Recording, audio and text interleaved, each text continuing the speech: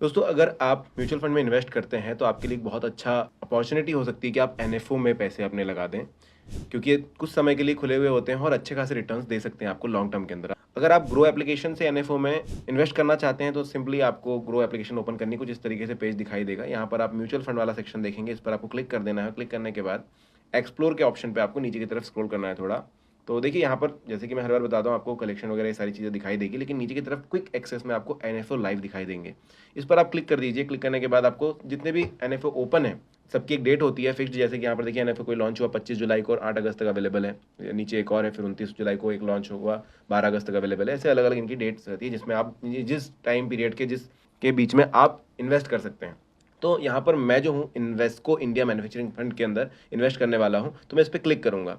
अब इसके अंदर क्लिक करने के बाद आपको ऊपर की तरफ डिटेल्स मिलेगी, भाई लॉन्च डेट, एंड डेट क्या है, अलॉटमेंट डेट कब मिलेगी, आपको कब अलॉट होगा ये एनएफओ, और एनएवी इसका कितना रहने वाला है, पर यूनिट कितना इसका प्राइस रहने वाला है। जैसे एनएवी वगैरह के लिए मैंने अलग से वीडियो बनाया, वो आप देख लेना। इसका 10 रुपये रहने वाला है। नॉर्मली ये लॉन्च होने के बाद ज़्यादा बढ़ जाते हैं। अभी आप देखिए यहाँ पर 16 अगस्त तक अलॉटमेंट है। एनएवी इसका भी 10 रुपये है। अगर हम बजाज का देखें तो यहाँ पर भी एनएवी आपको 10 दिखाई दे रहा है। मैं इन्वेस्ट में कर रहा हूँ तो मैं इस पर क्लिक करूँगा। नीचे की तरफ जाएंगे, इस फंड को कौन मैनेज कर रहा है, इसके इन्वेस्टमेंट ऑब्जेक्टिव क्या है, सारी चीज़ें आपको यहाँ पर मिल जाती है। डिटेल्स आप देखिए, रैंक कितना है इसका, 16th रैंक है पूरी इंडिया में। टोटल एसेट अंडर मैनेजमेंट कितना है, तो ये बहुत बड़ा एक अमाउंट आपको दिखाई देगा। डेट ऑफ इनकॉर्पोरेशन क्या रही है इस फंड की, फंड हाउस की, वो आपको यहाँ पर दिखाई देगी। नीचे की तरफ फंड मैनेजमेंट आप देखेंगे तो ये फंड मैनेजर्स के नाम है, जो कि यहाँ पर जिनकी डिटेल्स आप देख सकते हैं कि भाई इन्होंने कितना समय बिताया है अपने करियर में फंड्स को मैनेज करने के लिए। नीचे मिनिमम इन्वेस्टमेंट अमाउंट आपको दिखाई देगा, तो ये डायरेक्टली आपको बता देता है कि भाई मिनिमम एसआईपी अगर आप करना चाहते हो तो 500 रुपये से कर सकोगे। फर्स्ट इन्वेस्टमेंट के लिए 1000 रुपये देने होंगे, सेकंड के लिए भी आपको 1000 रुपीज से इन्वेस्टमेंट शुरू करनी होगी। इसके नीचे आपको दिखाई देता है एग्जिट लोड।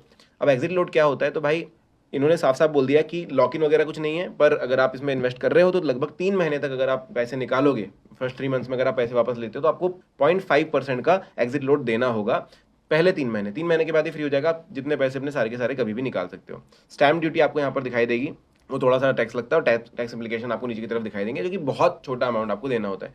इसी तरह हर एक फंड में नीचे की तरफ जाएंगे तो आपको एग्जिट लोड दिखाई देगा और मिनिमम इन्वेस्टमेंट जो है वो यहाँ पर दिखाई देगी। जैसे कोटक निफ्टी मिड कैप 50 है, तो यहाँ पर आपको 100 रुपये से मिनिमम इन्वेस्टमेंट दिखाई दे रही है। अब देखो, आप चूज कर सकते हो भाई, इतने 7 यहाँ पर अवेलेबल थे जो किस में आपको इन्वेस्ट करना है। मैंने चूज कर लिया कि भाई इन्वेस्ट में मुझे इन्वेस्ट करना है, तो मैं नीचे जाऊँगा और वन टाइम एसआईपी आपको करनी है, वो आप सिलेक्ट कर लीजिए। स्टार्ट एसआईपी पे क्लिक करूंगा यहाँ पर, तो आप अमाउंट डालेंगे तभी आपको बता देगा कि आप मिनिमम कितने रुपए से कर सकते हैं। देखिए, इसने बोल दिया minimum SIP investment amount is 500 रुपये, लेकिन अगर मैं वन टाइम पर जाऊँ तो ये मुझे 500 रुपये पे भी शायद नहीं करने देगा, क्योंकि इस पे मिनिमम इन्वेस्टमेंट अमाउंट जो था वो 1000 रुपये था। तो यहाँ पर आपको अमाउंट डालना है। तो यहाँ पर हमने अमाउंट डाल दिया है, 25,000 रुपये हमें इन्वेस्ट करने हैं। नीचे की तरफ एक ऑप्शन आता है आपके पास कि किस बैंक से आपको पेमेंट करनी है। यहाँ पर देखिए जी पे सिलेक्टेड है, स्टेट बैंक ऑफ इंडिया, मुझे चेंज करना है अभी, तो मैं यहाँ पर क्लिक करूंगा। ये देखो एक एरो बना होता है, इस पर भी क्लिक कर सकते हो, बैंक पर क्लिक कर सकते हो। तो मैंने यहाँ पर फोन पे सिलेक्ट कर लिया है। अब मैं यहाँ पर पे 25,000 का करूँगा। एक चीज़ ध्यान रखना, बहुत सारे लोगों का पेमेंट कैंसिल होता है, क्योंकि यहाँ पर जब आप पेमेंट करने जाते हो तो इस बैंक कोई और चूज़ करते हो और फिर वहाँ पर एप्लीकेशन पे जाके, जैसे फोन पे सिलेक्ट किया तो फोन पे जाकर के आप दूसरे बैंक से पेमेंट कर देते हो। ये मत करना, बैंक सेम रहना चाहिए। यहाँ पर पे का बटन दबाऊंगा और OTP डालूंगा। OTP मेरे मेल पर आ चुका है, तो मैं यहाँ पर डाल देता हूँ। OTP डालते ही ये अपने आप ले लेता है, कंफर्म करने की ज़रूरत नहीं होती है। और देखिए मुझे फ़ोन पे पर भेज दिया गया है कि भाई पेमेंट कर दो। यहाँ पर स्टेट बैंक हमारा वहाँ पर था, तो स्टेट बैंक यहाँ पर भी सिलेक्टेड है। मैं यहाँ पर पे करूँगा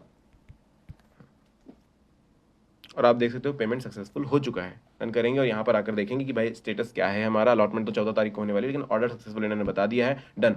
अब आप बोलोगे यार 14 तारीख तक मैं वेट कैसे करूँगा, तो देखो जब भी आपको देखना है आप डैशबोर्ड में आकर के ऑर्डर्स में देख सकते हैं। यहाँ पर क्लिक करेंगे और आपको दिखाई देगा कि आपको जो है जो ऑर्डर का स्टेटस है वो क्या चल रहा है। Order to be approved by exchange, ये आपको पता चलेगा थोड़े दिनों में।